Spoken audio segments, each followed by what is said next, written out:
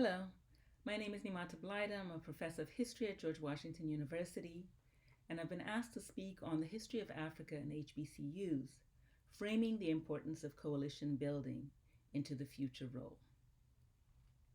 In 1881, in a talk entitled The Aims and Methods of a Liberal Education, Edward Wilmot Blyden declared, "A college in West Africa for the education of African youth by African instructors under a Christian government conducted by Negroes is something so unique in the history of Christian civilization that wherever in the civilized world the intelligence of the existence of such an institution is carried, there will be curiosity, if not anxiety, as to its character, its work, and its prospects. A college suited in all respects to the exigencies of this nation and to the needs of the race cannot come into existence all at once. It must be the result of years of experience, of trial, of experiment."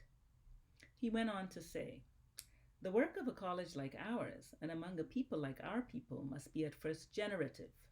It must create a sentiment favorable to its existence.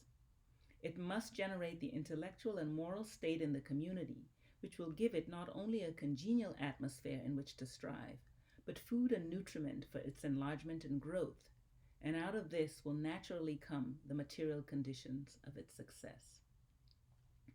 While he was referring specifically to Liberia College, founded in Monrovia in 1862, and despite his privileging of Christianity and male-centered language due to his 19th century sensibilities, the vision declared for this summit can be found in Blyden's ideas about education for African-descended people. Historically, Black colleges and universities in the United States have had a long relationship with the African continent. As the HBCU homecoming launches and coalition building between institutions in Africa and the United States continues, it is good to take pause and look at the history of similar partnerships. Students from Africa as early as the 19th century made their way to the campuses established for Black Americans in the United States. Whether James Agri from the Gold Coast at Livingston College, Kamba Simango from Mozambique at Talladega College, or Claudius Clement from Sierra Leone at Hampton University, during the 19th century, young Africans saw the United States, and HBCUs in particular, as sites of educational opportunities. Young women also came to study at these universities. From Liberia, Fatima Massaquoi at Lane College, Charlotte Manye and Adelaide Tansey, South Africans at Wilberforce University, Emma Youngblood, Zinga, and her sister Suluka, Flora Zito, Margaret Rattray, Nkebani, and Lena Clark, Vunga, all from the Congo, were brought by missionaries to study at Spelman College. Suluka and Emma married African American men and stayed in the United States, while others went back home. These young African women and men debunked the negative stereotypes of the continent as they engaged with African Americans on their college campuses. In turn, they too learned about the struggles of Black Americans. In the 20th century, young Africans continued to study at HBCUs.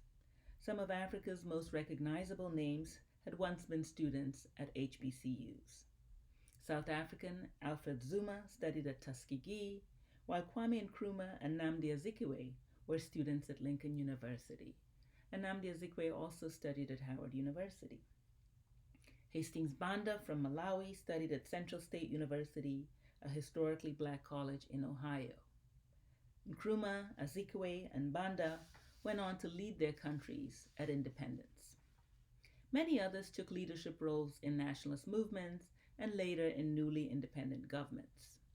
As many of you know, Nnamdi Azikiwe established the University of Nsukka on an American university model.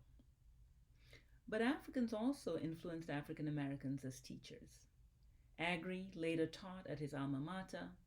Orishatuke Faduma from Sierra Leone taught for 17 years at the Peabody Academy, a Black institution in Troy, North Carolina.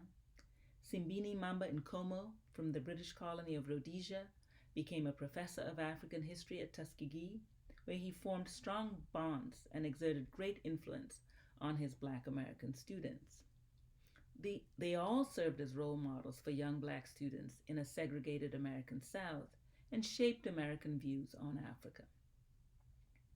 As Africa gained independence, many African Americans reversed the direction of educational exchange as they went to Africa on study abroad programs, embarked on research projects, and took up posts as faculty at institutions across the continent.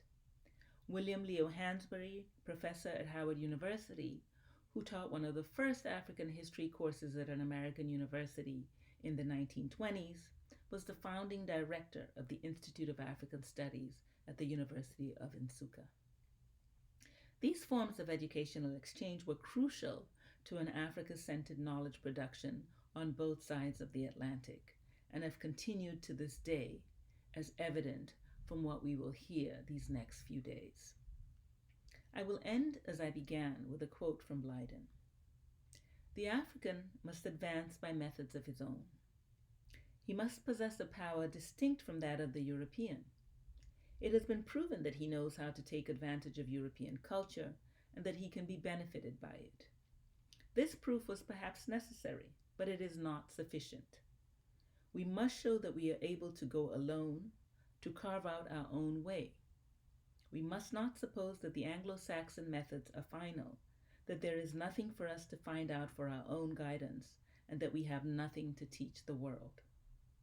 We look too much to foreigners and are dazzled almost to blindness by their exploits, so as to fancy that they have exhausted the possibilities of humanity."